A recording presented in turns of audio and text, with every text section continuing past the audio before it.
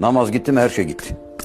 Namaz olmayınca üstünde kapağı olmayan bir kase açık bal gibi her türlü sineğin hücumuna açık hale gelirsiniz. Çünkü namazınız yok, sizi koruyan yok. Namaz kötülüklerden alıkoyar.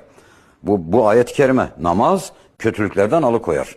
Siz namaz kıla kıla günahı sevmemeye başlarsınız. Allah içinizden engeller.